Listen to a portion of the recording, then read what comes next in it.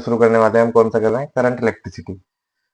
तो हमने जो अभी तक पहले 2 चैप्टर में अपना पढ़ा था, पहला हमने पढ़ा कि जब हमने फर्स्ट चैप्टर में देखा कि हमारा चार्ज कैसे था, रेस्ट में था, कि चार्ज एट रेस्ट, तो वो हम पढ़ चुके हैं हमारी पहली यूनिट जो चल रही थी, जिसके पहले 2 चैप्टर इलेक्ट्रोस्टैटिक। इसके अंदर हमने देखा कि चार्ज जब रेस्ट में था तो क्या हो रहा, हमने देखा कि उससे इलेक्ट्रिक फील्ड कितना जनरेट हो रहा है, डाइपोल बनाया है उसने, डाइपोल कितना इलेक्ट्रिक फील्ड बना रहा है, पोटेंशियल कितना बना रहा है, कितनी पोटेंशियल है, वो सारी चीजें हम देख चुके हैं। अब हमारा जब करंट इलेक्ट्रिसिटी हम पढ़ रहे हैं तो हम पढ़ने वाले हैं चार्ज इन मोशन। इसके बारे में पढ़ने वाले हैं चार्ज इन मोशन, और मोशन भी किस तरीके से होगा चार्जेस का, एक तो कांस्टेंट वेलोसिटी के साथ, और दूसरा होगा जब वेलोसिटी क्या होगी, वेरिएबल, यानी चेंजिंग वेलोसिटी, कि हर कुछ टाइम के बाद वेलोसिटी चेंज हो रही है। क्यों, क्योंकि मोशन दो ही तरीके से हो सकता है कि या तो वेलोसिटी हमारे पास कांस्टेंट हो, या वेलोसिटी क्या हो, वेरिएबल हो। तो जो कांस्टेंट वेलोसिटी का पार्ट है हमारा, वो हम कवर करेंगे इस चैप्टर में, कि जब भी हमारा चार्ज पार्टिकल की कांस्टेंट वेलोसिटी के साथ मूव कर रहा है, तो वो हम इस पूरे चैप्टर पढ़ने वाले। तो हमें ध्यान रखना है कि जब भी चार्ज इस चैप्टर में मूव करेगा हमारा, तो वो उसकी वेलोसिटी क्या होगी, कांस्टेंट होगी। और ये जो वेरिएबल वेलोसिटी का पार्ट है, ये पढ़ने वाले हैं हम इलेक्ट्रोमैग्नेटिज्म, जो कि हमारा अगला चैप्टर होगा। ठीक है, तो याद रखने की क्या बात है कि इस चैप्टर के अंदर हमारा चार्ज जब भी मूव करेगा तो उसका मोशन क्या होगा, हमेशा कांस्टेंट वेलोसिटी के साथ होगा। ठीक है भाई, इतनी बात समझ आ गई। चलो आओ, कर देना फिर से। चलिए भाई चलते हैं। तो हमें ध्यान रखना है कि जो चार्ज मोशन कर रहा है वो कैसी वेलोसिटी के साथ कर रहा है, कांस्टेंट वेलोसिटी के साथ मोशन कर रहा है। ठीक है, और शुरुआत करते हैं, करंट इलेक्ट्रिसिटी पढ़ रहे हैं हम, तो हम जान लेंगे सबसे पहले इलेक्ट्रिक करंट। छोटा सा 10th क्लास का पोर्शन है जो हम जानते भी हैं कि इलेक्ट्रिक करंट क्या होता है भाई। इलेक्ट्रिक करंट का मतलब है, आसानी सी बात है, कि the rate of flow of charge, कि चार्ज किस रेट के साथ किसी कंडक्टर में फ्लो कर रहा है, वो हमारा क्या है, इलेक्ट्रिक करंट, जिसे हम आई से रिप्रेजेंट करते हैं। 10th क्लास की बात थी है ना, कि कितना चार्ज किसी कंडक्टर से कितने टाइम में फ्लो कर रहा है, उसे हमने क्या कह दिया, इलेक्ट्रिक करंट कह दिया। इसका मतलब कि करंट बराबर क्या है, चार्ज फ्लोन, कि कितना चार्ज फ्लोन करा, और भाई कितने टाइम के अंदर किया, ये हो गया इलेक्ट्रिक करंट हमारा। कि जैसे अगर मेरे पास ये कोई एक कंडक्टर है, ठीक है, इसकी लेंथ होगी कुछ एल, इसका area of cross section A है, तो मैं देख रहा हूं कि मान लो dt टाइम में, या मैंने एक छोटा सा क्रॉस सेक्शन ले लिया, कि इस क्रॉस सेक्शन से कितना चार्ज मेरा फ्लो कर रहा है। समझ आ रही बात, इस क्रॉस सेक्शन से मेरा कितना चार्ज फ्लो कर रहा है, तो आई बराबर कितना हो गया, मान लो क्यू चार्ज फ्लो कर रहा था, तो क्यू अपॉन टी। ये मैंने चार्ज का फॉर्मूला, सॉरी इलेक्ट्रिक करंट का फॉर्मूला लिख दिया। लेकिन अभी मैं कहने लगूं कि एवरेज कितना होगा इस करंट का, आई एवरेज में निकालने लगूं, तो एवरेज जब हम निकाल रहे हैं तो एवरेज क्या होगा, कि टोटल चार्ज कितना फ्लो कर रहा है, कि मान लो एक इलेक्ट्रॉन ये जा रहा है, एक इलेक्ट्रॉन ये जा रहा है, एक इलेक्ट्रॉन ये जा रहा है, कि हर एक इलेक्ट्रॉन के चार्ज को सबको ऐड करेंगे, यानी total charge del q divide by total time del t. ये हम क्या निकाल लेंगे इस तरीके से, एवरेज निकालने वाले हैं करंट का। दूसरा, मैं चाह रहा हूँ कि किसी पर्टिकुलर इंस्टेंट ऑफ टाइम पे, कि भाई ये कंडक्टर है, मुझे बताओ कि यहाँ dt टाइम में कितना चार्ज फ्लो कर रहा है। कि मैंने अब क्या दे दिया, एक टाइम मेरे पास एक पर्टिकुलर आ गया, तो जैसे ये मेरा क्या है, एक क्रॉस सेक्शन एरिया मान लिया, मानो मैंने dt टाइम में, कि स्मॉल टाइम में यहाँ से कितना चार्ज फ्लो करा, dq चार्ज फ्लो करा। तो अगर मैं आई इंस्टेंटेनियस निकाल रहा हूँ कि किसी पर्टिकुलर टाइम पीरियड पे कितना चार्ज फ्लो कर रहा है, तो क्या होगा, dq बाई dt। कि अगर मुझे किसी पर्टिकुलर टाइम पे चार्ज की वैल्यू निकालनी, तो आई इंस्टेंटेनियस कितना हो गया, dq बाई dt। एवरेज कितना हो गया, total charge upon total time, और आई बराबर क्यू बाई टी, हम जानते हैं 10th क्लास से। ठीक है, अगली बात, अब करंट है तो यूनिट भी होगी इसकी कुछ, तो चार्ज, चार्ज की यूनिट क्या होती है हमारे पास यहाँ, कूलाम्ब, और टाइम की यूनिट क्या होती है, सेकंड। तो करंट की यूनिट क्या हो गई, कूलाम्ब पर सेकंड, जिसे हम क्या बोलते हैं, एम्पियर बोलेंगे। क्या है ये? एम्पियर, जिसे कैपिटल ए से रिप्रेजेंट किया जा सकता है। 10th क्लास की बात है, हम सब जानते हैं कि छोटी छोटी चीजें हैं। तो करंट क्या होगी? एम्पियर हो गया।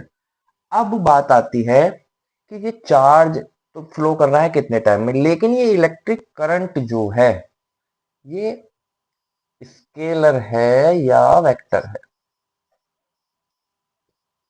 ये जो इलेक्ट्रिक करंट है हमारा, वो एक स्केलर क्वांटिटी है या वेक्टर क्वांटिटी है? इस पर बहस चलती है काफी कि स्केलर है या वेक्टर है। हैं?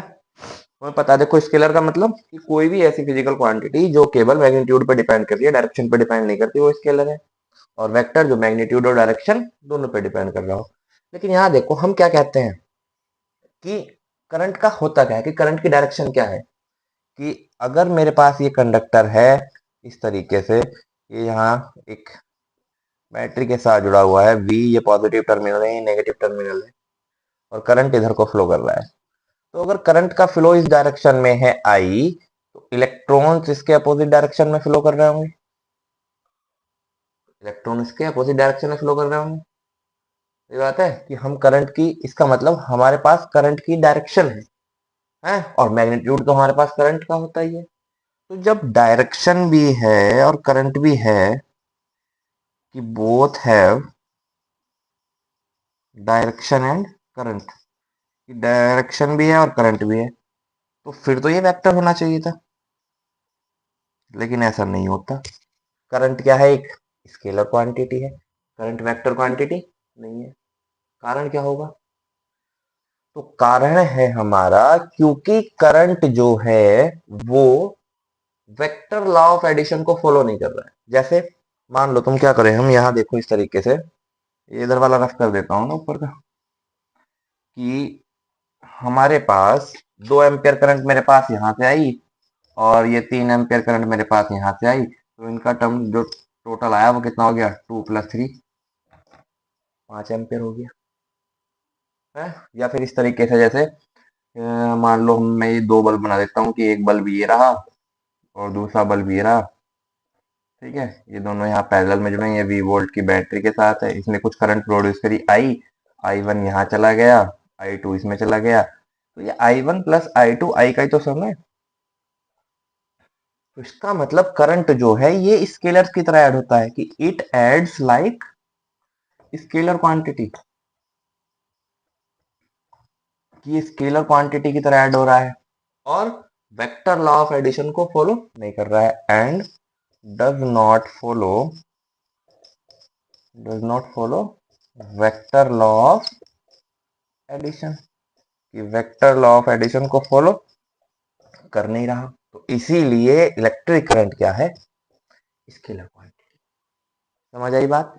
ये सारी हमारी 10th क्लास की चीजें थी, कि करंट क्या होता है, कि कितने समय में किसी बॉडी के से या किसी कंडक्टर से कितना चार्ज फ्लो करा, वो हमने क्या कह दिया, उसका करंट बोल दिया। ठीक है, करंट के फॉर्मूले अगर किसी एवरेज निकालना है तो टोटल चार्ज कितना टोटल टाइम में, और किसी पर्टिकुलर टाइम पे निकालना है तो dq/dt, ऐसा यूनिट एम्पियर है। और करंट एक स्केलर क्वांटिटी है। क्यों है स्केलर क्वांटिटी? क्योंकि ये वेक्टर लॉ ऑफ एडिशन पे फॉलो नहीं करती है।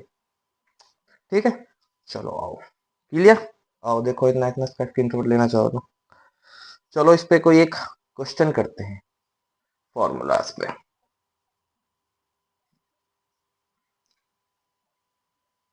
ठीक है भाई, आओ। चलो, जैसे मान लो मेरे पास कुछ दे रखी है वैल्यू, कि इफ Q बराबर है 2t² प्लस, या केवल t² + 4t + 5, कि अगर मेरे पास चार्ज कितना है, Q = t² + 4t + 5 है, तो मुझे बताओ, calculate I at t = 3 second, कि t = 3 सेकेंड पर I की वैल्यू कितनी होगी, या टोटल करंट कितना होगा। ठीक है, चलो आ जाओ। तो अभी देखा हमने कि किसी पर्टिकुलर इंस्टेंट ऑफ टाइम पे करंट कैसे निकालते हैं हम, कि I = dQ/dt।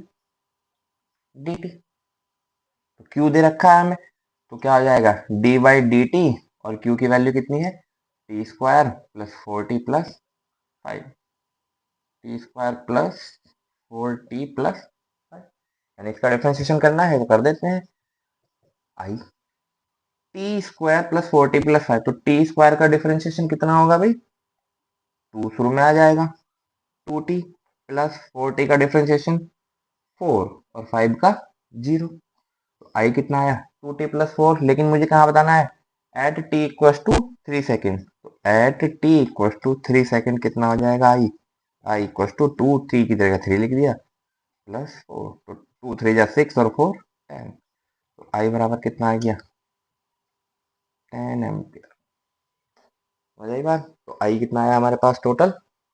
10 एम्पियर। ठीक है, आसान से सवाल है, इस तरीके से कुछ छोटा मोटा सवाल आया तो इसमें पूछ लिया जाता है। इतनी बात क्लियर हुई भाई? अगर ये क्लियर हुआ गया हमारा करंट, तो अब हम आगे चलते हैं इस चैप्टर के एक इम्पोर्टेंट टॉपिक पे, जो एग्जाम में भी पूछा जाता है काफी बार, न्यूमेरिकल भी और डेरिवेशन में, है ना, जो कि होता है हमारा ड्रिफ्ट वेलोसिटी। क्या है? ड्रिफ्ट वेलोसिटी, जिसे हम v और d से रिप्रेजेंट करते हैं। ड्रिफ्ट वेलोसिटी बहुत इंपॉर्टेंट टॉपिक है हमारा, तो ध्यान से देखना। देखो इस बार इसे समझने से पहले एक स्टोरी देखो, तुम क्या पढ़नी है हमें। जैसे समझो इसे कि ड्रिफ्ट वेलोसिटी होगा क्या, किस चीज को मैं ड्रिफ्ट वेलोसिटी कहूंगा, किस तरीके से ये होगी, क्या क्या चीज है इसके अंदर।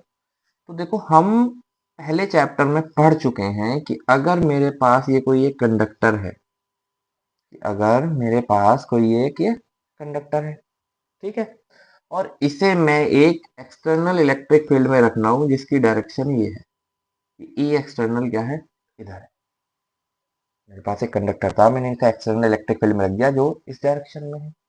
तो इस कंडक्टर के अंदर पोलराइजेशन शुरू होगा, यानी चार्ज का एक्यूमुलेशन शुरू होगा, क्योंकि इलेक्ट्रिक फील्ड की डायरेक्शन क्या है? ये अवे फ्रॉम क्या होता है? पॉजिटिव चार्ज, की पॉजिटिव चार्ज से दूर जा रहा है।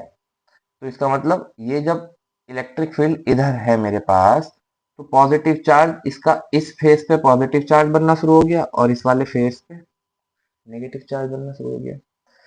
ये क्या है? एक्सटर्नल इलेक्ट्रिक फील्ड की डायरेक्शन क्या है मेरे पास? ये है ई एक्सटर्नल। तो इस वाले फेस पे तो नेगेटिव चार्ज बनना शुरू हो गया और इधर पॉजिटिव। क्यों? क्योंकि ये पॉजिटिव चार्ज को अपने साथ ले जा रहा है। ठीक है, अब देखो क्या होगा। जब यहाँ पॉजिटिव है और यहाँ नेगेटिव है, तो इधर क्या शुरू हो गया? एक्यूमुलेशन ऑफ चार्ज, यानी चार्ज क्या हुआ हमारे पास?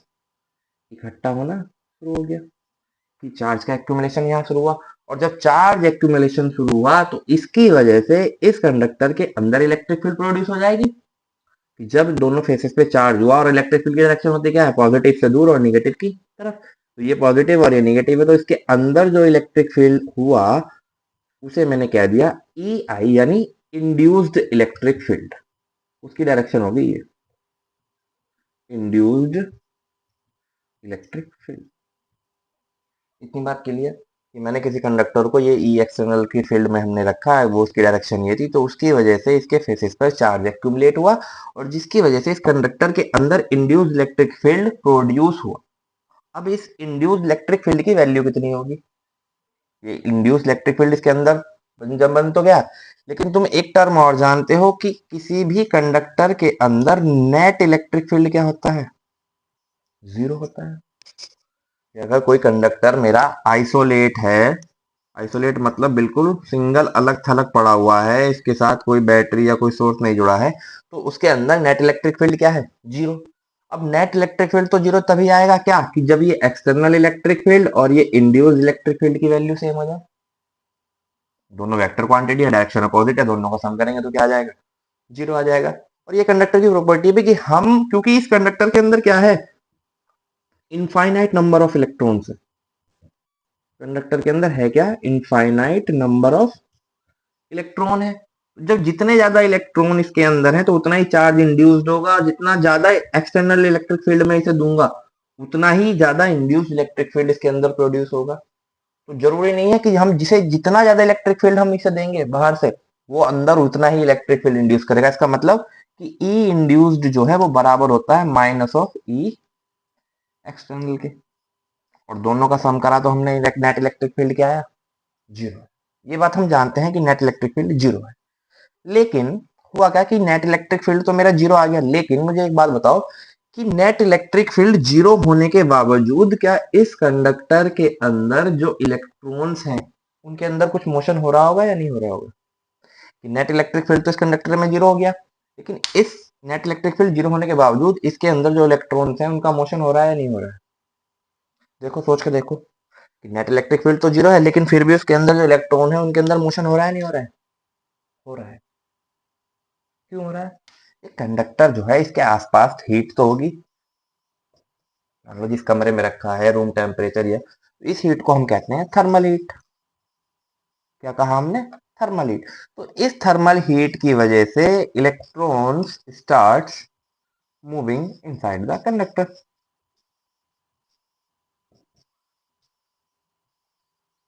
ठीक है भाई।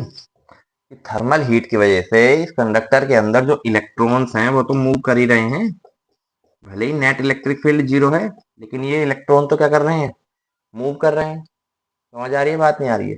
कि अगर थर्मल हीट इस कंडक्टर के आसपास है तो उस थर्मल हीट की वजह से इसके जो इलेक्ट्रॉन्स हैं उनके अंदर मोशन तो हो रहा होगा, और इलेक्ट्रॉन्स का मोशन कैसा होता है, हमेशा रैंडम मोशन होता है।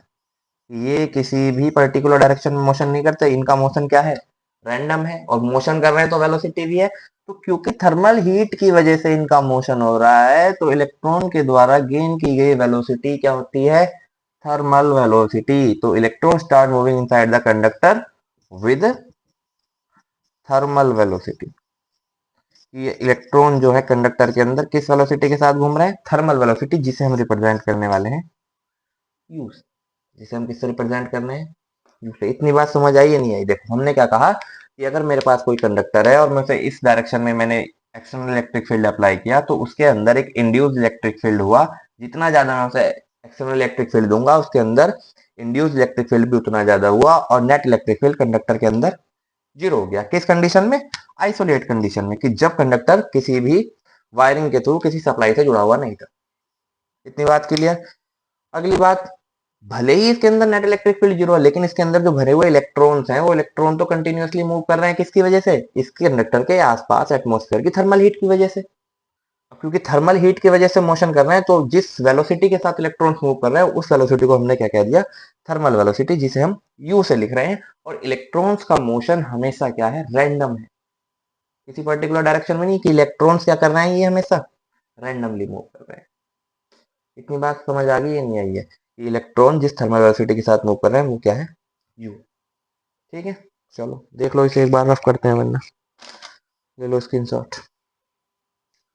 ठीक, चले आओ। तो क्या देखा हमने कि इलेक्ट्रॉन्स जो मोशन कर रहे हैं वो कैसे कर रहे हैं, थर्मल वेलोसिटी यू के साथ। ठीक है, चलो आओ। तो मान लिया भाई ये पूरा कंडक्टर था, ये इस कंडक्टर के बाद बहुत सारे इलेक्ट्रॉन थे, तो पहला इलेक्ट्रॉन जो है वो इस डायरेक्शन में यू वेलोसिटी के साथ, यू वन वेलोसिटी के साथ। दूसरा इलेक्ट्रॉन, क्योंकि रैंडम मोशन है तो किसी भी डायरेक्शन में करेंगे, तो दूसरा इलेक्ट्रॉन यू टू वेलोसिटी के साथ, तीसरा इलेक्ट्रॉन यू थ्री वेलोसिटी के साथ, चौथा इलेक्ट्रॉन यू फोर वेलोसिटी के साथ, और n number of electron u n velocity के साथ। इस तरीके से मूव कर रहे होंगे है ना, कि हर इलेक्ट्रॉन की अपनी इंडिविजुअल वेलोसिटी है, अलग अलग तो मूव कर ही रहे हैं ये। अब अगर मैं इन सारी वेलोसिटी का एवरेज निकाल लूं, यू एवरेज, तो क्या होगा वो मेरे पास, यू वन जमा यू टू जमा यू थ्री, और कहाँ तक, u n divide by n. यही होता है एवरेज। तो एवरेज क्या होता है हमारे पास, यही कि sum of all velocity divide by total number of velocity. तो ऑल वेलोसिटी कितनी है, एन नंबर ऑफ वेलोसिटी, और टोटल नंबर क्या है n, तो इससे हमने डिवाइड कर दिया। तो ये जो सम आ रहा है एवरेज ऑफ थर्मल वेलोसिटी, ये हमेशा क्या होता है, जीरो। इसका मतलब u one plus u two plus u three, कहाँ तक, u n divide by n क्या आया है, क्योंकि average thermal velocity of in isolate conductor, average thermal velocity of electron inside the isolate conductor is always क्या होती है, zero. समझो ना कि हर एक की इंडिविजुअल वेलोसिटी तो है, लेकिन अगर मैं इन सब का सम करूं तो मेरे पास तो एवरेज वेलोसिटी जीरो आ रही है। क्यों, क्योंकि इलेक्ट्रॉन इस कंडक्टर के अंदर ही तो मूव कर रहे हैं, कहीं बाहर तो एक चार्ज का फ्लो हो नहीं रहा। तो इसका मतलब ये सब अलग अलग वेलोसिटी से एक दूसरे की तरफ मूव तो कर रहे हैं, लेकिन ओवरऑल जो एवरेज वेलोसिटी इस कंडक्टर की आई इलेक्ट्रॉन्स की, वो कितनी है, जीरो है। तो आइसोलेट कंडीशन में एवरेज वेलोसिटी क्या आई हमारी, जीरो। इसे याद रखेंगे, इसे अभी हम यूज करने वाले हैं कि average thermal velocity is zero. ठीक है, चले आगे। और देखो, अभी तक हमने ये बात कब कहाँ कर रहे थे हम, कि जब हमारा कंडक्टर क्या था, आइसोलेट था, किसी सप्लाई से जुड़ा हुआ नहीं था। अब क्या करते हैं, इसके साथ थोड़ी छेड़छाड़ करते हैं कंडक्टर के। देखो, तो ये हमारे पास भाई कंडक्टर है, हमने क्या किया, इसे एक बैटरी से जोड़ दिया। इधर क्या था, नेगेटिव चार्ज था, इधर पॉजिटिव चार्ज। हमने क्या कर दिया, इसे 20 वोल्ट की बैटरी के साथ ऐड कर दिया। ये कि connect wires with a source of V volt, कि V वोल्ट के सोर्स के साथ हमने इसे कनेक्ट कर दिया। अब देखो, ये पॉजिटिव टर्मिनल, ये नेगेटिव टर्मिनल, तो करेगा क्या, ये यहाँ से नेगेटिव को अपनी तरफ अट्रैक्ट करेगा, और ये नेगेटिव वाला चार्ज यहाँ से पॉजिटिव को अपनी तरफ अट्रैक्ट करेगा। जाहिर सी बात है, अपोजिट चार्ज है, एक दूसरे को अट्रैक्ट करने वाले हैं। ये पॉजिटिव टर्मिनल तो ये नेगेटिव चार्ज अपनी तरफ खींचेगा, ये नेगेटिव टर्मिनल तो ये पॉजिटिव को अपनी तरफ खींचेगा। तो इसकी वजह से होगा क्या, कि जब ये आइसोलेट था तो यहाँ चार्ज एक्यूमुलेट हो रहा था, जिसकी वजह से इंड्यूस्ड इलेक्ट्रिक फील्ड बन रहा था, जो किसके बराबर था, एक्सटर्नल इलेक्ट्रिक फील्ड के बराबर था, और total net electric field conductor के अंदर क्या हो जा रहा था, जीरो हो जा रहा था। लेकिन क्योंकि इस बैटरी लगाने की वजह से इसने क्या, इसके पॉजिटिव टर्मिनल से इधर से पॉजिटिव चार्ज को अपनी तरफ खींच लिया, नेगेटिव टर्मिनल ने पॉजिटिव को अपनी तरफ खींच लिया। तो यहाँ जो एक्यूमुलेशन ऑफ चार्ज है वो ग्रेजुअली डिक्रीज होने लगा। कि यहाँ जो हमारे पास एक्यूमुलेशन ऑफ चार्ज था, यहाँ लिख देता हूं कि accumulation of charge gradually decrease, कि धीरे धीरे चार्ज इकट्ठा होना कम हुआ यहाँ। अब जब चार्ज इकट्ठा जितना कम होगा, इंड्यूस्ड इलेक्ट्रिक फील्ड की वैल्यू भी कम होती चली जाएगी। जितना चार्ज यहाँ कम इकट्ठा होना शुरू हो गया, क्योंकि इलेक्ट्रिक फील्ड अंदर इंड्यूस किसकी वजह से हो रहा था, इस चार्ज के एक्यूमुलेशन की वजह से, चार्ज इकट्ठा होने की वजह से। अब चार्ज धीरे धीरे यहाँ कम हो गया, तो ये जो इंड्यूस्ड इलेक्ट्रिक फील्ड है, ये क्या हो जाएगा, starts decreasing. Induced electric field क्या हो गया, डिक्रीज होना शुरू हुआ। अब भाई जब इंड्यूस बाहर तो ई एक्सटर्नल हमारा है, ये तो हमने एक्सटर्नली दिया गया, लेकिन इसके अंदर जो ई इंड्यूस्ड है वो वैल्यू धीरे धीरे घटने लगी। अब जब ये वैल्यू धीरे धीरे घट रही है, इसका मतलब अब इस कंडक्टर के अंदर नेट इलेक्ट्रिक फील्ड जो है वो जीरो नहीं रहा। समझ आ रही बात, नहीं आ रही है? पहले जब ये था हमारा आइसोलेट कंडीशन में था, तो इंड्यूस्ड इलेक्ट्रिक फील्ड और एक्सटर्नल इलेक्ट्रिक फील्ड दोनों बराबर आ रहे थे, तो नेट इलेक्ट्रिक फील्ड कंडक्टर के अंदर जीरो हो जा रहा था। लेकिन क्योंकि जैसे ही मैंने इसे वी वोल्ट सप्लाई के साथ जोड़ा, तो इसके फेसेस पे एक्यूमुलेशन ऑफ चार्ज क्या हो गया, डिक्रीज हुआ। और due to decrease in accumulation charge, the induced electric field inside the conductor is also decreases. समझ आ रही बात, कि इसके अंदर डिक्रीज प्रोड्यूस होने वाला इंड्यूस्ड इलेक्ट्रिक फील्ड भी क्या हुआ, डिक्रीज हुआ। अब जब ये इलेक्ट्रिक फील्ड डिक्रीज हुआ, तो मैं जब इन दोनों का सम करूंगा, तो नेट इलेक्ट्रिक फील्ड कंडक्टर के अंदर जीरो नहीं आएगा। का मतलब अब कंडक्टर के अंदर इलेक्ट्रिक फील्ड है, अब जो है मेरे पास कंडक्टर के अंदर इलेक्ट्रिक फील्ड है। और ये बात इतनी है ना, आसान सी बात है। अब जब कंडक्टर के अंदर इलेक्ट्रिक फील्ड जीरो नहीं रहा, इसके अंदर कुछ इलेक्ट्रिक फील्ड है, और भाई इसके अंदर इलेक्ट्रॉन्स भी हैं, इसके अंदर इलेक्ट्रॉन्स भी हैं। और हम जानते हैं जब भी चार्ज पार्टिकल को इन इलेक्ट्रिक फील्ड में रखा जाता है, तो उनके ऊपर क्या लगती है, लगती है फोर्स लगती है भाई। कि किसी भी इलेक्ट्रिक फील्ड के अंदर हम जब इलेक्ट्रॉन रखेंगे या कोई भी चार्ज पार्टिकल को रखेंगे, तो उस चार्ज पार्टिकल पे क्या लगने वाला है, फोर्स। क्योंकि इलेक्ट्रॉन है, इलेक्ट्रॉन निगेटिवली चार्ज पार्टिकल है, तो निगेटिव चार्ज पार्टिकल पे जो फोर्स लगती है वो कैसे लगती है, opposite to the direction of electric field. तो इलेक्ट्रिक फील्ड की डायरेक्शन थी ये, तो इस इलेक्ट्रॉन के ऊपर जो फोर्स लगेगी वो अपोजिट डायरेक्शन में, जो किसके बराबर होती है, माइनस क्यूई के। समझ आ रही है बात, ये सब पहले चैप्टर में बताया था हमने, कि एफ इक्वल टू क्या हो गया, माइनस क्यू ही हुआ। तो फोर्स जो इस इलेक्ट्रॉन पे लगी, कि फोर्स ऑन इलेक्ट्रॉन, और कैसे लगेगी ये, opposite to the direction of, opposite to the direction of external electric field. तो फोर्स कितनी लगी, माइनस के क्यू ई। और Q क्या है, चार्ज, और क्योंकि इलेक्ट्रॉन के बारे में पढ़ रहे हैं तो इलेक्ट्रॉन का चार्ज कितना हो गया, F इक्वल टू माइनस ई। ये हमने वेक्टर बना दिए।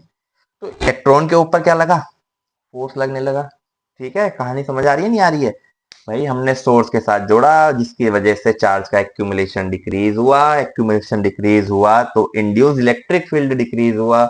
अब इंड्यूस इलेक्ट्रिक फील्ड डिक्रीज हुआ तो उसकी वजह से नेट इलेक्ट्रिक फील्ड कंडक्टर के अंदर जीरो नहीं बचा। जब नेट इलेक्ट्रिक फील्ड कंडक्टर के अंदर जीरो नहीं बचा तो उसके अंदर मौजूद चार्ज पार्टिकल पे फोर्स लगनी शुरू हुई, क्योंकि चार्ज पार्टिकल जैसे इलेक्ट्रिक फील्ड में जाएंगे और फोर्स को एक्सपीरियंस करेंगे। क्योंकि अब इलेक्ट्रॉन है चार्ज पार्टिकल यहाँ, तो इलेक्ट्रॉन पर जो फोर्स लगती है वो एक्सटर्नल इलेक्ट्रिक फील्ड के अपोजिट डायरेक्शन में लगेगी, तो इस पर फोर्स लगी हमारी कितनी, F इक्वल टू माइनस ई। ठीक है भाई, चलो। अब फोर्स लगी तो भैया एक्सेलरेशन भी होगा। क्यों, एक्सेलरेशन बराबर क्या होता है, फोर्स अपॉन मास। ठीक है, तो ए की वैल्यू कितनी हो जाएगी, फोर्स कितना है, minus e divide by m. अब तो यहां देखो खेल हो गया कि बैटरी से जोड़ते ही इस चार्ज पार्टिकल ने तो एक्सेलरेशन करना शुरू कर दिया, कि जो कंडक्टर के अंदर चार्ज पार्टिकल थे, इलेक्ट्रॉन थे, उन इलेक्ट्रॉन ने एक्सेलरेशन करना शुरू कर दिया। क्यों, एक्सेलरेशन का मतलब क्या है, एक्सेलरेशन का मतलब होता है डीवी अपॉन डी टी। अरे भाई एक सेकंड रुको,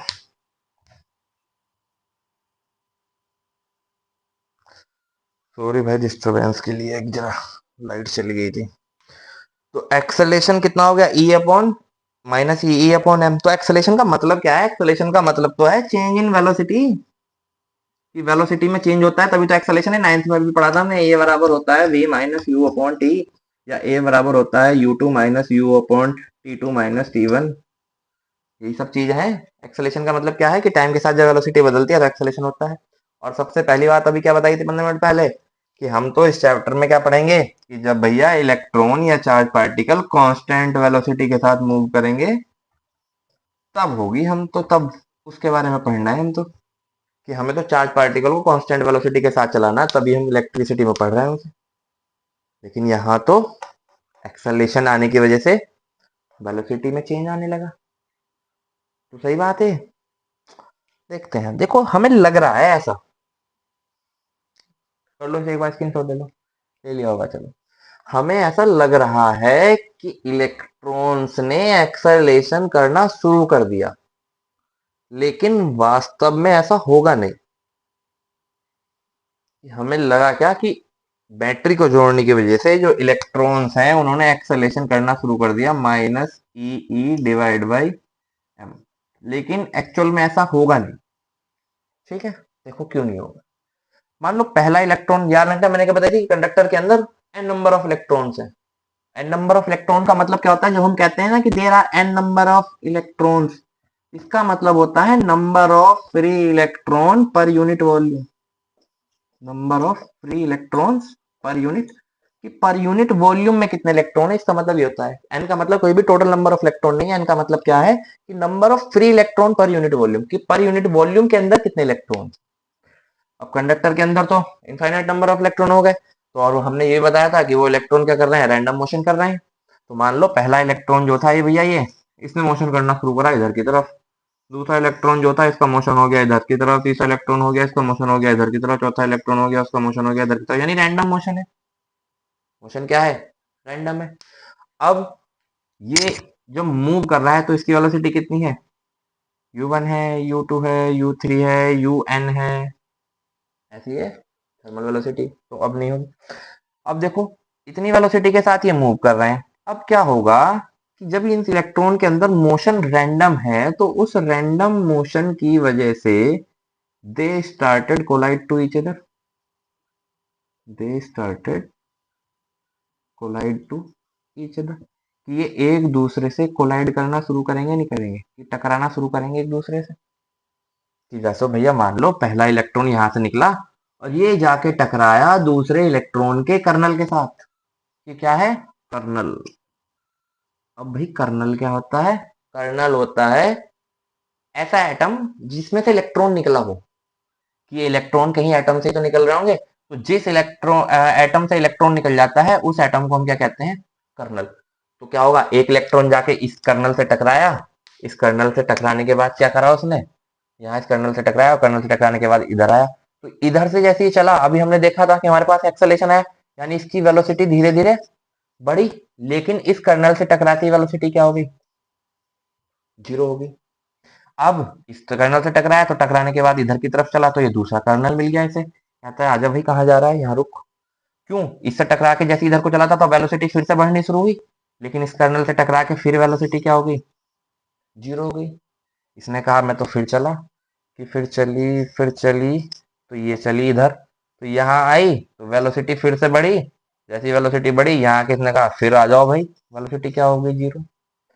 तो हमें लग रहा है कि वेलोसिटी लगातार बढ़ रही है हमारे पास, लेकिन होता क्या है एक्चुअली में, कि इलेक्ट्रॉन के रैंडम मोशन की वजह से जो इलेक्ट्रॉन्स हैं वो एक दूसरे के कर्नल्स के साथ कोलाइड कर रहे हैं, जिसकी वजह से वेलोसिटी बढ़ती तो है लेकिन कुछ समय बाद जीरो हो जाती है, जीरो होती है फिर बढ़ती है फिर जीरो हो जाती है, फिर बढ़ती है फिर जीरो हो जाती है।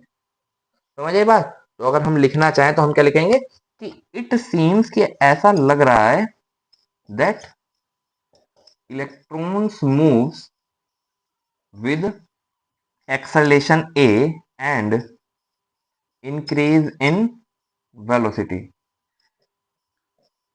but in real, लेकिन वास्तव में होता क्या है, इलेक्ट्रॉन्स कोलाइड ईच अदर, या इलेक्ट्रॉन्स कोलाइड, हमने इलेक्ट्रॉन्स कोलाइड with the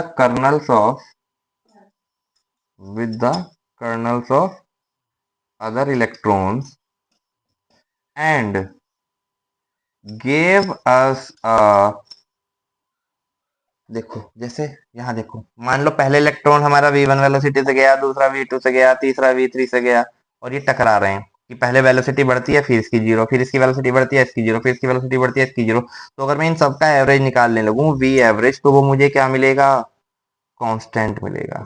क्या मिलेगा, कांस्टेंट, विच गिव्स अस, बताते हैं देखो, which gives us a constant velocity, जो हमें क्या दे रही है, कांस्टेंट वेलोसिटी दे रही है। कांस्टेंट वेलोसिटी कैसे दे रही है, चलो जैसे देखो, मान लो तुम अपने शहर से क्या कर रहे हो, कि अपने गांव से शहर जा रहे हो, है? कि तुम्हारे गांव का नाम है भैया गांव, GAO, गांव, और तुम्हारे शहर का नाम है शहर। शहर का मतलब है ना शहर, किसी का नाम मत समझ लेना, शहर, शहर का मतलब शहर। तो गांव से चले शहर की तरफ, है? तो पहले गांव से निकले, गांव के अंदर भीड़ थी, तो तुम्हारी वेलोसिटी थी मान लो 3 मीटर पर सेकेंड। कितनी वेलोसिटी थी, 3 मीटर पर सेकेंड। गांव से बाहर निकले, सड़क खाली मिली, हमारी वेलोसिटी होगी 5 मीटर पर सेकेंड। उससे बाहर आके निकले तो हमारी वेलोसिटी होगी 10 मीटर पर सेकेंड। वेलोसिटी बढ़ रही है, तो अगर मैं तुमसे पूछ लूं कि बताओ भाई एवरेज वेलोसिटी क्या होगी, तो क्या करूंगा मैं, 3 + 5 + 10 डिवाइड बाई 3, 10 × 5 = 18, और 3 × 10 = 15, 3 18/3, तो 3 से 6 बार कट गया। तो एवरेज वेलोसिटी कितनी आ गई, 6 मीटर पर सेकेंड। इसका मतलब मैं गांव से शहर जाने के लिए मेरी एवरेज वेलोसिटी कितनी आई, 6, और 6 क्या हुआ मेरे पास, एक कांस्टेंट टर्म है। तो ऐसे ही इलेक्ट्रॉन अपनी इंक्रीज इन वेलोसिटी से जा तो रहे हैं बार बार, लेकिन जैसे ही मैं इन सब वेलोसिटी का एवरेज निकाल लूंगा, तो वो सम क्या मुझे मिलेगा, एवरेज क्या मिलेगा मुझे, उसका एक कांस्टेंट वेलोसिटी मिलेगा, उसका एवरेज मुझे क्या मिलेगा, एक कांस्टेंट वेलोसिटी। दूसरी बात कि ये जो मेरा सिस्टम था इस तरीके से कि ये यहाँ बैटरी लग रही थी, यहाँ इलेक्ट्रॉन पे फोर्स इस तरफ लग रही थी, एक्सेलेरेशन भी इसका इसी डायरेक्शन में हो रहा था, एक्सटर्नल इलेक्ट्रिक फील्ड की डायरेक्शन ये थी। तो इलेक्ट्रॉन पे जो एक्सेलेरेशन हो रहा है वो किस पे हो रहा है, opposite to the direction of external electric field. तो यहाँ जो इसने वेलोसिटी मिली, सही है, एवरेज वेलोसिटी जो मेरी कांस्टेंट आई थी, वो कैसे है, एक्सटर्नल इलेक्ट्रिक फील्ड के अपोजिट डायरेक्शन में। कि हमने क्या देखा कि एक दूसरे के इलेक्ट्रॉन के कर्नल के साथ टकराने की वजह से इलेक्ट्रॉन्स की जो एवरेज वेलोसिटी हो गई वो क्या हो गई, कांस्टेंट हो गई। बट कैसे कांस्टेंट हुई, कैसे, in the opposite direction of, in the opposite direction of applied external field. कि जो अप्लाइड एक्सटर्नल फील्ड है उसके अपोजिट डायरेक्शन में कांस्टेंट वेलोसिटी मिली इलेक्ट्रॉन्स को। बस इसी कांस्टेंट एवरेज वेलोसिटी को मैं क्या कहता हूं, कॉल्ड ड्रिफ्ट वेलोसिटी। इसी कांस्टेंट वेलोसिटी को मैंने क्या कह दिया, ड्रिफ्ट वेलोसिटी, जिसे हम वीडी से लिख रहे हैं। समझ आई बात या नहीं आई? ड्रिफ्ट वेलोसिटी की सारी कंडीशन, कि ड्रिफ्ट वेलोसिटी का मतलब है कि इलेक्ट्रॉन्स के द्वारा गेन की गई वो एवरेज कांस्टेंट वेलोसिटी जो अप्लाइड एक्सटर्नल फील्ड से अपोजिट डायरेक्शन में है, उसे मैं क्या बोलता हूं, ड्रिफ्ट वेलोसिटी। इसका मतलब जब हम ड्रिफ्ट वेलोसिटी का डेरिवेशन करने वाले तो हमें वहां क्या निकालनी है, एवरेज वेलोसिटी निकालनी है सभी इलेक्ट्रॉन्स की। तो सभी इलेक्ट्रॉन्स की एवरेज वेलोसिटी को मैं निकाल दूंगा तो मेरे पास ड्रिफ्ट वेलोसिटी का फॉर्मूला निकल के आ जाएगा। ये पूरी कहानी मैंने तुम्हें बताने के लिए समझाई थी, किसके लिए, कि ड्रिफ्ट वेलोसिटी का कंसेप्ट है क्या, कि ड्रिफ्ट वेलोसिटी का मतलब है कि इलेक्ट्रॉन अप्लाइड एक्सटर्नल फील्ड से अपोजिट डायरेक्शन में जिस कांस्टेंट एवरेज वेलोसिटी के साथ मूव कर रहे हैं, उस एवरेज कांस्टेंट वेलोसिटी को हमने क्या कहा है, उसकी ड्रिफ्ट वेलोसिटी का। ठीक है, चलो देख लो एक बार इसे। चलते हैं अब फॉर्मूला निकालते हैं ड्रिफ्ट वेलोसिटी का क्या है। चले, आसान है, 4-5 टाइप के क्वेश्चन मिलेंगे पूरे चैप्टर में तुम्हें। आसान था चैप्टर है, बस थोड़ा सा लेंदी है, बाकी चैप्टर आसान है, चैप्टर में कुछ नहीं है इसमें। ठीक है, तो निकाल दें फॉर्मूला। तो एक्सप्रेशन फॉर ड्रिफ्ट वेलोसिटी,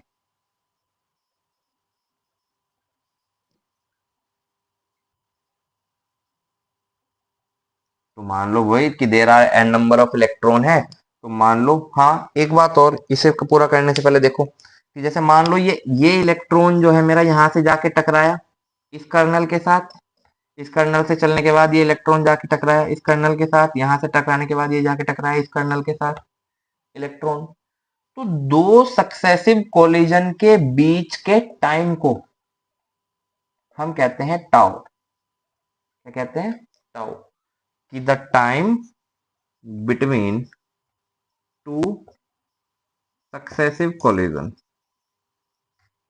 कि दो सफल भिड़ंत के बीच में या दो सफल कोलिजन के बीच के टाइम को, the time between two successive collision is क्या है, क्या कहेंगे उसे हम, टाउ। क्या कहा उसे हमने, टाउ। दूसरी बात, दो सक्सेसिव कोलिजन के बीच की दूरी को हमने क्या कहा है, लैम्डा। कि लैम्डा क्या है, distance between two successive collision, कि दो सक्सेसिव कोलिजन के बीच की डिस्टेंस को हम क्या पढ़ रहे हैं, लैम्डा पढ़। ठीक है, ये बात याद रखेंगे। अब चलते हैं आगे ड्रिफ्ट वेलोसिटी के एक्सप्रेशन पे, कि टाउ क्या हो गया, दो के बीच का टाइम, की दो कोलिजन के बीच का टाइम टाउ, और दो कोलिजन के बीच की डिस्टेंस को हमने कहा। ठीक है, टाउ जो है इस टाइम को रिलैक्सेशन टाइम भी बोला जाता है, कि जो टाउ है ये time between two successive collision, इस टाउ को हम कहते हैं रिलैक्सेशन टाइम। क्या कहते हैं इस टाउ को, रिलैक्सेशन टाइम। और दूसरी बात, जो लैम्डा है उसे कहता हूं मैं फ्री पाथ। लैम्डा क्या है हमारा, फ्री पाथ। ठीक है, चलो आओ देखो, तो ड्रिफ्ट वेलोसिटी का एक्सप्रेशन निकालना, तो मान लो भैया पहला इलेक्ट्रॉन है ये इस डायरेक्शन में मूव कर रहा है, किस वेलोसिटी के साथ, v1 वेलोसिटी के साथ, एक्सेलेरेशन सेम रहेगा सबका ही, और टाइम कितना है, टाउ1 है। समझ आ रही है बात, आ जाओ। ये दूसरा इलेक्ट्रॉन है ये इधर को मूव कर रहा है, इसकी वेलोसिटी v2 है, एक्सेलेरेशन a है और टाइम टाउ2 है। ये तीसरा इलेक्ट्रॉन है ये इधर को मूव कर रहा है, इसकी वेलोसिटी v3 है, एक्सेलेरेशन a है और टाइम टाउ3 है। ये n नंबर ऑफ इलेक्ट्रॉन है ये इधर को मूव कर रहा है vn के साथ, एक्सेलेरेशन a है और ये टाउ है। आसान सी बात है, हर इलेक्ट्रॉन की अलग अलग वेलोसिटी तो है हमारे पास, लेकिन सबका एवरेज क्या है, कांस्टेंट आएगा। तो मुझे इन सबका एवरेज निकालना है, तो एवरेज वेलोसिटी क्या होगी, एवरेज वेलोसिटी यानी वी एवरेज, तो वी एवरेज निकालूंगा तो क्या आएगा, v1 plus v2 plus v3 और कहां तक vn डिवाइड बाई n। क्या है, डिवाइड बाई n। समझ आ रही है बात, नहीं आ रही है, कि ये क्या है, v1 v2 v3 vn। अब v को देखो, v होता क्या है, v बराबर होता है u प्लस ए टी। एक क्वेश्चन हम जानते हैं कि v बराबर क्या है, u प्लस ए टी। तो पहले इलेक्ट्रॉन के लिए क्या हो जाएगा, v1 बराबर u1 प्लस ए, और टाइम कितना था, टाउ1 ऐसी। V2 बराबर क्या होगा U2 plus a tau two, ऐसे Vn बराबर क्या होगा Un plus a tau n. सबको बदल दो यहाँ।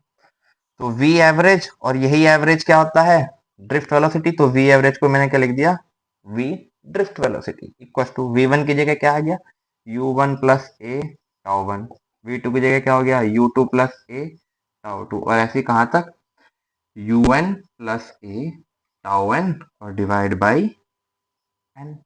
U1 U2 U वाली एन वाली सारी टर्म एक साथ कर लेते हैं।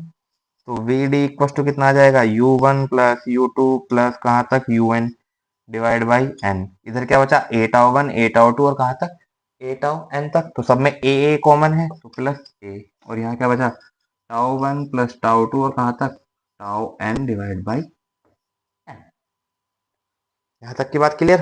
आ जाओ अब इसे देखो इतनी टर्म को, इसे ये क्या होता है ये है एवरेज थर्मल वेलोसिटी, और ये क्या होती है जीरो। अभी हमने पीछे देखा था। तो वी डी इक्वल टू क्या आ गया जीरो प्लस ए, और यहाँ क्या है टाउ वन टाउ टू कहाँ तक tau n divide by N.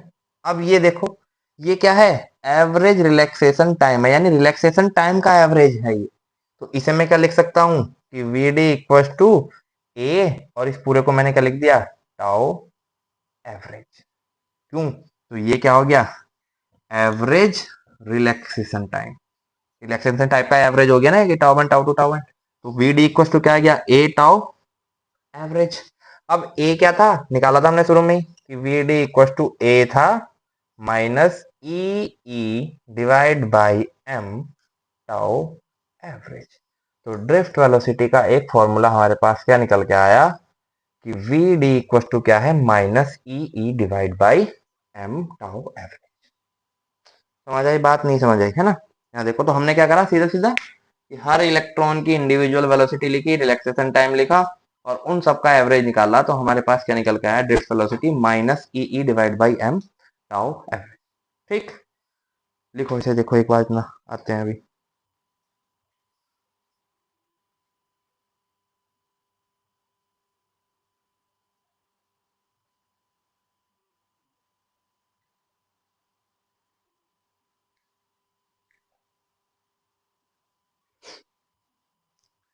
ठीक है लिख लिया होगा।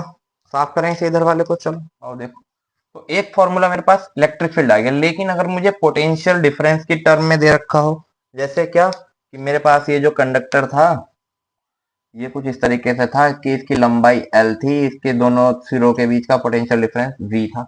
तो अब बताओ कितनी होगी ड्रिफ्ट वेलोसिटी इलेक्ट्रॉन की। तो देखो dv equal to minus e dot d r, ये फॉर्मूला पता है आपको। अगर मैं इसका मैग्नीट्यूड निकालूं तो क्या होगा v equal to e into r होगा मैग्नीट्यूड।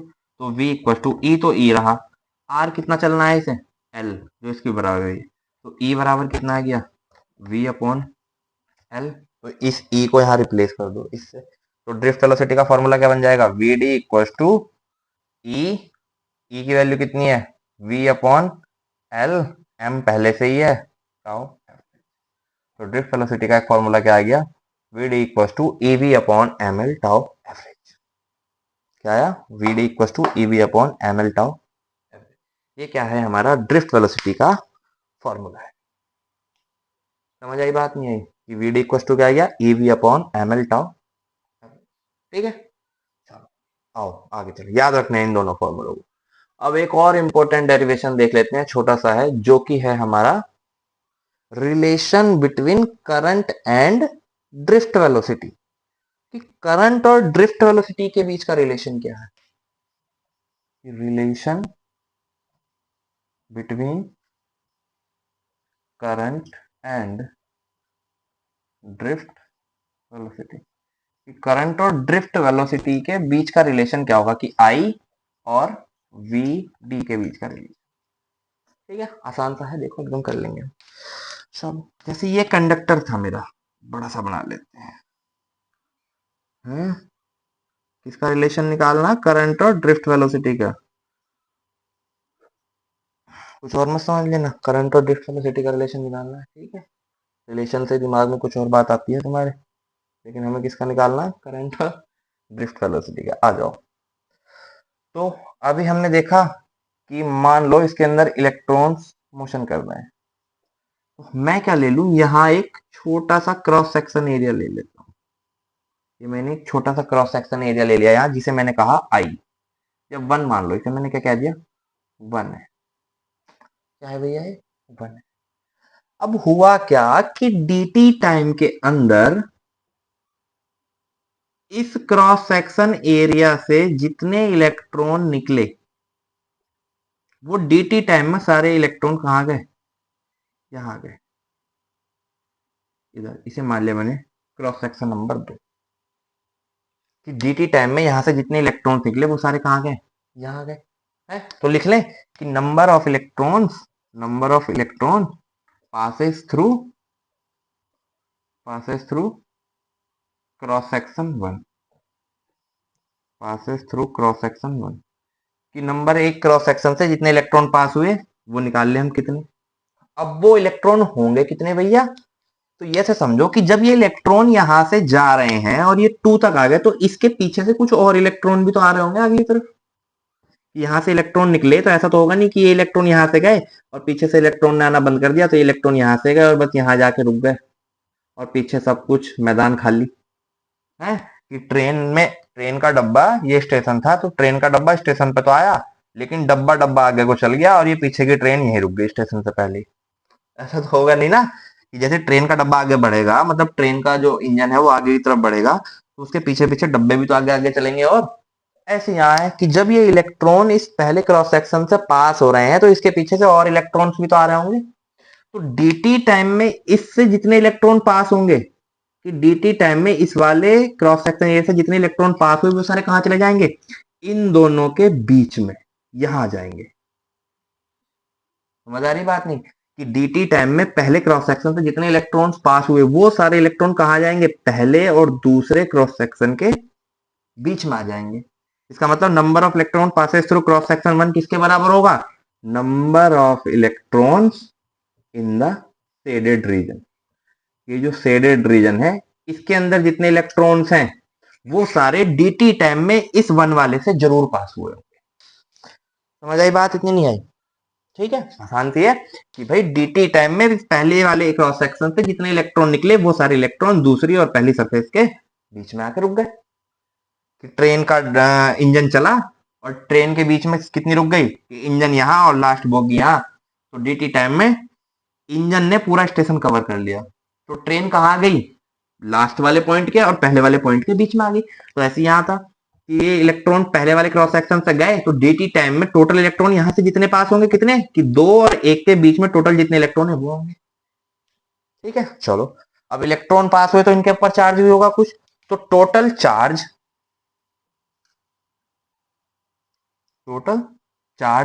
पास्ड थ्रू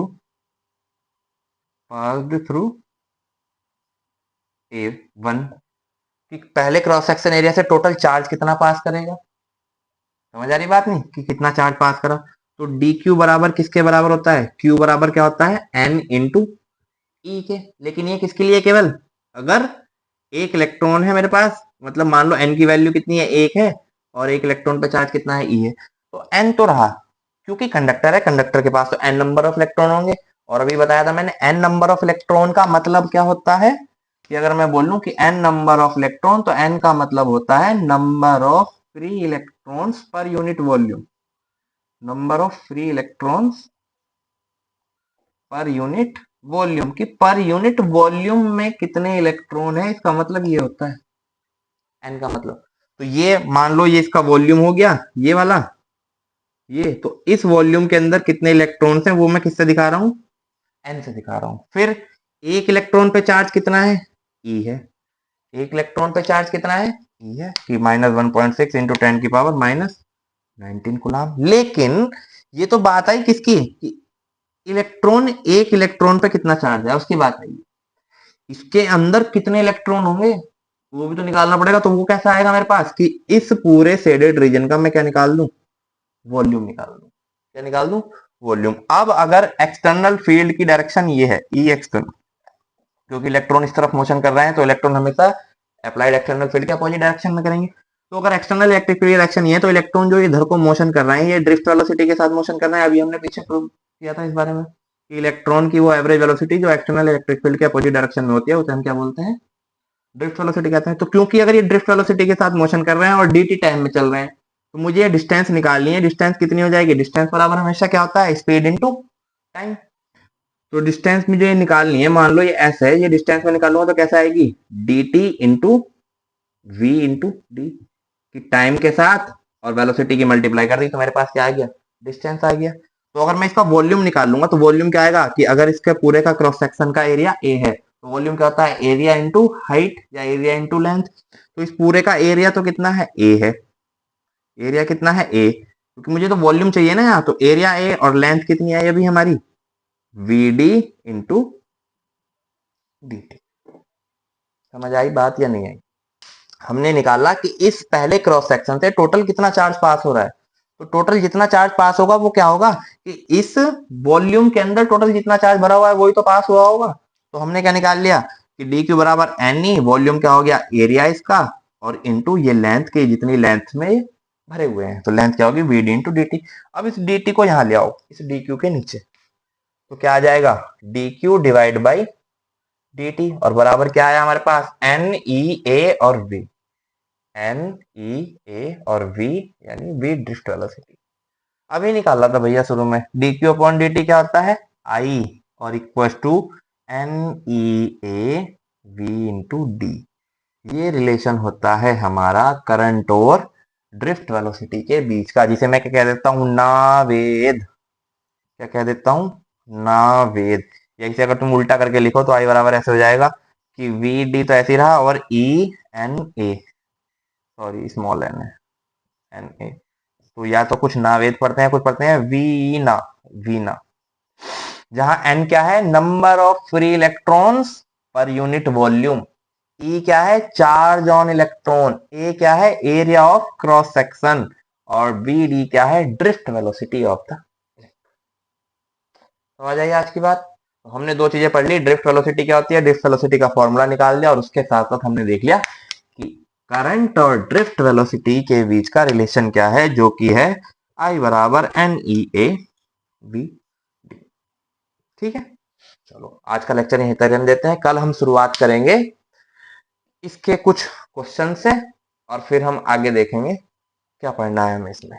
ठीक है, कि वैसे तो हमारे पास जो रिलेशन निकल गया, अब हम देखेंगे रेजिस्टेंस से किस तरीके से रिलेट कर रहा है, कि इलेक्ट्रिकल रेजिस्टेंस क्या होगा, ओम्स लॉ वगैरह पढ़ेंगे और कॉम्बिनेशन ऑफ रेजिस्टेंस पढ़ने वाले। ठीक है, चलो गुड नाइट।